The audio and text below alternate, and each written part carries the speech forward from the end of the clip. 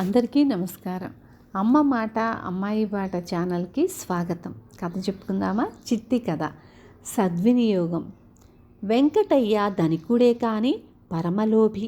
అతను భార్య పోరు పడలేక తీర్థయాత్రలకు బయలుదేరుతూ ఇంటి బాధ్యత కొడుకు మీద పెట్టాడు.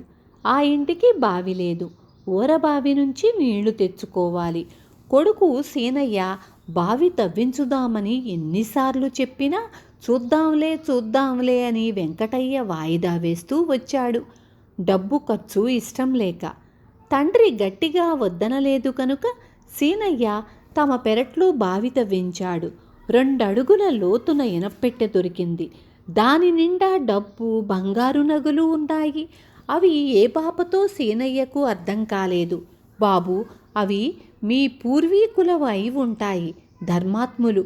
ఆ డబ్బు మా బోటి పేదవాళ్లకు పంచేసి పుణ్యం సంపాదించుకోండి అన్నారు కూలీలు. అనుకోకుండా వచ్చిన డబ్బు సీనయ్య ధర్మబుద్ధి కలవాడు. అందుచేత డబ్బు, బంగారము పేదవాళ్లకు పంచేశాడు. వెంకటయ్య తిరిగి వచ్చి బావి చూసి, బావి తవ్విన చోట తాను పాతిపెట్టిన ఇనప్పెట్టె ఏమైందని అడిగాడు. సీనయ్య జరిగిందంతా చెప్పాడు. లోబివాడి ప్రాణం కడబట్టినట్లయింది. తాను డబ్బు అక్కడ దాచిన మాట అతను తన భార్యకు కూడా చెప్పలేదు. విన్నారు కదా లోబి పని ఏమైందో. రేపు మళ్ళీ ఇంకొక మంచి కథతో మీ ముందుకొస్తాను. ఉంటాను.